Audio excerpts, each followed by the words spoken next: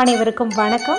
இந்த பதிவில் நம்ம எதை பற்றி பார்க்க போகிறோன்னு தெரிஞ்சுக்கிறதுக்கு முன்னாடி மறக்காமல் நம்ம சேனலை சப்ஸ்கிரைப் பண்ணிக்கோங்க. பக்கத்தில் இருக்கிற பெல் பட்டனையும் கிளிக் பண்ணிவிட்டு ஆளுங்கிற ஆப்ஷன் கொடுத்துட்டிங்கன்னா நான் போடுற வீடியோக்கள் எல்லாமே மிஸ் ஆகாமல் நோட்டிஃபிகேஷனில் வந்துடும். இந்த பதிவு மிக மிக முக்கியமான பதிவு, அனைவரும் தெரிந்து கொள்ள வேண்டிய ஒரு பதிவு அப்படின்னே சொல்லாங்க.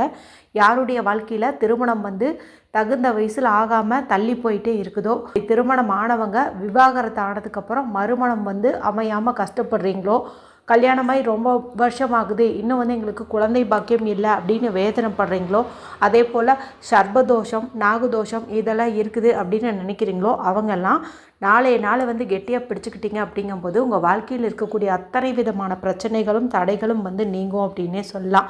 அப்படி நாளைய நாளில் என்ன சிறப்புன்னு கேட்டிங்கன்னா, நாளை நவம்பர் மாதத்தின் 26ஆம் தேதி கார்த்திகை மாதத்தின் 10ஆம் தேதி நிறைஞ்ச புதன்கிழமை.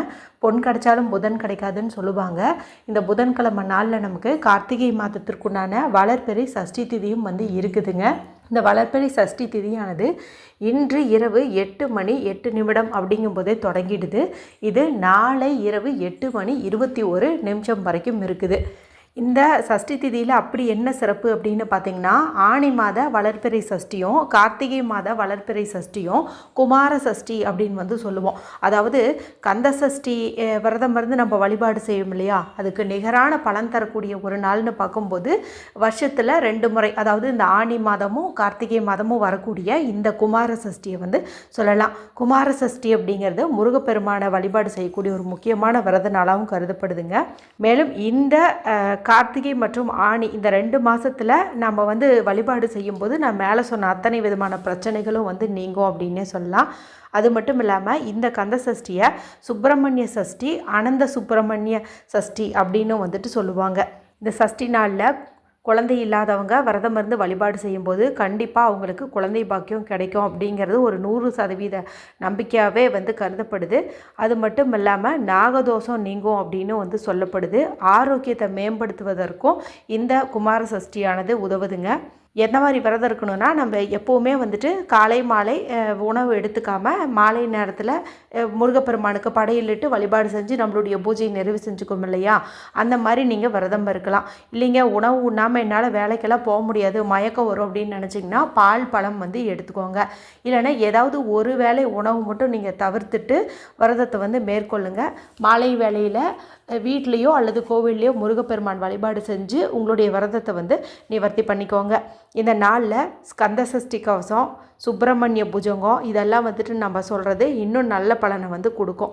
மேலும் உங்கள் ஊரில் முருகப்பெருமான் கோவிலில் நாகர் சிலை இருக்குது அப்படிங்கும்போது அந்த நாகர் சிலைகளுக்கு நீங்கள் பால் வாங்கிட்டு போயிட்டு நீங்களாக அபிஷேகம் செய்கிறதோ இல்லை அர்ச்சகர்கிட்ட கொடுத்து அபிஷேகம் செய்ய சொல்கிறதோ இன்னும் நல்ல பலனை நமக்கு கொடுக்குங்க. சுப்பிரமணிய புஜங்கம் அப்படின்னு சொன்னேன் இல்லையா, அது என்ன அப்படின்னு பார்த்தீங்கன்னா, இது ஆதிசங்கரால் அருளப்பட்ட ஒரு ஸ்தோத்திரம் அப்படின்னு சொல்லப்படுது. இதை பாராயணம் செய்யும்போது மிகுந்த புண்ணியத்தை தரும். அது மட்டும் இல்லாமல் நீங்கள் கந்தர் அனுபூதி, கந்த குரு கவசம் இது மாதிரியும் படிக்கலாம். இவ்வளவும் படிக்கிறதுக்கு ரொம்ப டைம் எடுத்துக்கும் அப்படின்னு நினச்சிங்கன்னா ஓம் சரவண பவாய நமக அப்படிங்கிற மந்திரத்தை சொல்லலாம். அல்லது ஓம் குமாராய நமக அப்படிங்கிற மந்திரத்தை நீங்கள் சொல்லலாம். என்ன கேட்டிங்கன்னா, இந்த குமார சஷ்டி நாளில் ஓம் குமாராய நமகங்கிற மந்திரத்தை நீங்கள் சொல்கிறதே அற்புதமான பலனை உங்களுக்கு கொடுக்கும். முடிஞ்ச அளவுக்கு நாளைக்கு வெறும் வயிற்றில், அதாவது நீங்கள் குளிச்சு முடிச்சதுக்கப்புறம் விரதம் இருந்தாலும் சரி விரதம் இருக்காவிட்டாலும் சரி வெறும் வயிற்றில் ஒரு 6 முறையாவது ஓம் குமாராய நமக, ஓம் குமாராய நமக, ஓம் குமாராய நமக அப்படிங்கிற இந்த ஒரு வரியை சொல்கிறது இன்னும் விசேஷமான பலனை உங்களுக்கு கொடுக்கும். மேலும் இந்த நாளில் நீங்கள் உணவு உடை இது மாதிரி ஏதாவது தானம் செய்கிறது சிறப்பு.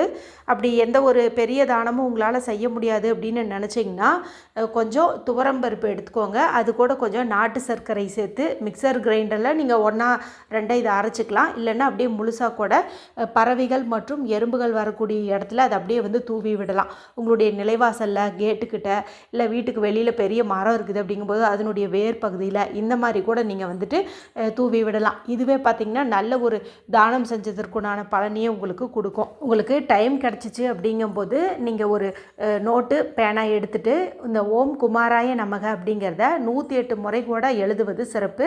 கீழே வந்து என்ன கோரிக்கைக்காக நீங்கள் இதை எழுதுறீங்க, என்ன வந்து உங்களுடைய விருப்பம் வந்து நிறைவேறணும் அப்படிங்கிறதையும் நீங்கள் எழுதி முருகப்பெருமான் படம் வச்சுருந்தீங்க, விக்கிரகம் வச்சுருந்தீங்க அப்படிங்கும்போது அங்கே வந்துட்டு நீங்கள் இதை மடித்து வச்சுருங்க. கண்டிப்பாக முருகப்பெருமானுடைய அருளால் உங்களுடைய எப்பேற்பட்ட கோரிக்கையும் வந்துட்டு நிறைவேறியே தீரும் அப்படின்னு வந்து சொல்லலாம். இது இந்த ஆண்டில் நமக்கு கிடச்சிருக்கக்கூடிய 2வது மற்றும் கடைசி வாய்ப்பு அப்படின்னே வந்து சொல்லலாம். அதாவது இது ஆனி மாத வளர்ப்பிறையில் வரும், அடுத்தது கார்த்திகை மாத வளர்ப்பிறைன்னு சொல்லிட்டேன். ஆனி மாதம் நம்மளுக்கு முடிஞ்சிருச்சு, இப்போ கார்த்திகையும் வந்து முடிய போகுது. இப்போ அடுத்து பார்த்திங்கன்னா நமக்கு திரும்ப அடுத்த ஆனி மாதம் போது அடுத்த வருஷம் ஆகும். அதனால் கிடச்சிருக்கக்கூடிய அற்புதமான இந்த ஒரு வாய்ப்பை யாருமே வந்து தவற விட்டுறாதீங்க.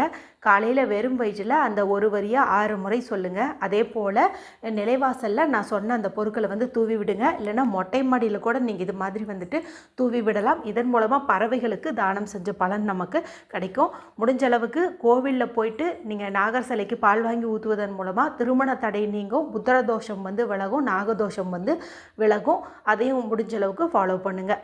இந்த வீடியோ குறித்து உங்களுக்கு ஏதாவது சந்தேகங்கள் இருந்தால் கமெண்ட் பண்ணுங்கள். பிடிச்சிருந்தால் மற்றவங்களோடையும் ஷேர் பண்ணுங்கள், லைக் பண்ணுங்கள். மற்றும் ஒரு பயனுள்ள பதிவில் உங்களை சந்திக்கிறேன். நன்றி, வணக்கம்.